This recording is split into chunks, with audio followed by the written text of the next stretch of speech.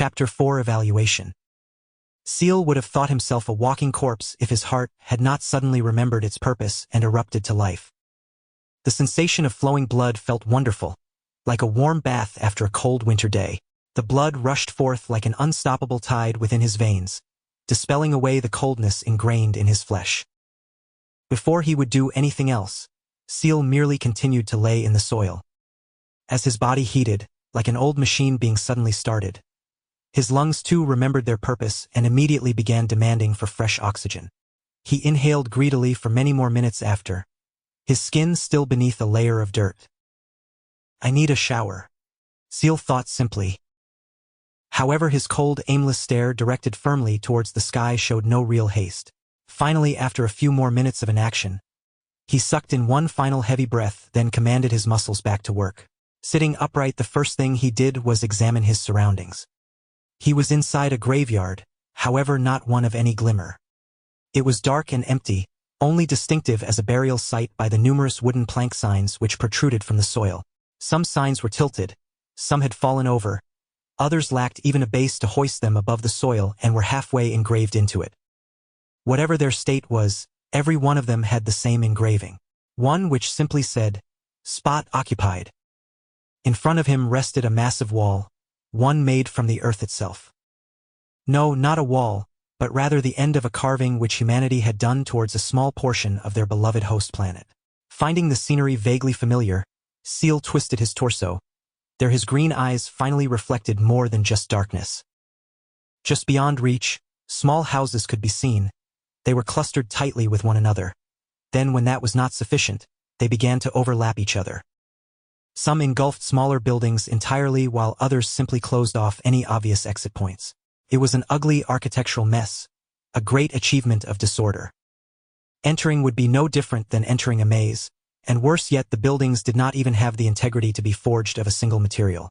Some were of wood and steel, others of steel and stone, some were of all three, while a few had materials indiscernible at just a glance. That, however, was just what was at reach. Beyond it, a far more magnificent sight awaited. Towering structures between 10 to 100 floors stood proud in the distance. They gave off a warm yellow glow of an active industrial center. The lights gleamed and danced far beyond reach from those stuck within the maze of disorder. That was not all. Beyond that still, an even more gargantuan figure awaited, one which sparked the most recognition within Ciel. His eyes shifted upwards slightly. There he saw it clearly. The central elevator. A massive spherical-shaped tower which stretched upwards to the sky. However, it was not the sky which it touched but the ground. It really did work. The central elevator disappeared within the dark ground above, which was substituting as the sky for the people underneath. The stronghold of humanity, Bastion City, was a city of 3 layers and 11 districts. An enormous marvel of engineering, architecture, and science. Currently, Ciel found himself located within its 3rd layer, the underground district. The area responsible for all mining activities of humanity, as well as the place where they discarded the trash of society. For the most part, District 11 was no less inferior than any of the districts above. However, uniquely, it found its edges infested with useless trash which did not participate within the larger structure of Bastion, the slums. And at the further edges of even that, Ciel laid. Understood. This is good, very good. His gamble had paid off, it seemed. Having confirmed that, Ciel turned around and away from the scenery. Too many details were off and he needed a moment to evaluate the situation. I should be 15 years old. My parents had just passed away late last year on 182 AJ, so I should have already been living in this wretched place all on my own. But if this is the year 183 AJ, what is the date? How long have I been in the slums? Have I already made contact with the Red Tiger Gang? There were too many unanswered questions, with the only certainty being that his regression had succeeded. If that is the case, then... Ciel's eyes narrowed towards the patch of dispersed dirt where he had climbed out of just moments prior. Above it laid the same weathered wooden plank sign as everyone else, one which read, "Spot occupied." He stared at it with a blank expression. Why was I dead? Or was it rather that I was buried alive? That did not align with the memories of his past self. His confusion rested heavily on his mind for a long moment until finally, with the lack of any additional information, he temporarily discarded it and instead shifted to another matter. First things first, I need to set up my objectives. That at least would be far simpler. Ciel had two objectives. The first was the most obvious. Grow in strength and prepare Bastion City for the sudden fallen herd which will descend on them in the year 194 AJ, 11 years in the future. That was not only a clear-cut goal but his responsibility to humanity. He failed to grasp the pleading hands of 100 humans before. Now he would take hold of it tightly long before they ever had a chance to do so again. Thinking such was illogical, for those cries had yet to have ever existed. However, for Ciel, once was enough, be it present or future. Never again did he have any need for such a melody of despair. The second goal was very different. Unlike the grandeur of the first, this was more personal. A wish of his own making. He wanted to save a single person, the woman who had been his savior many years before, or at least would be many years in the future. Maeve Dawson.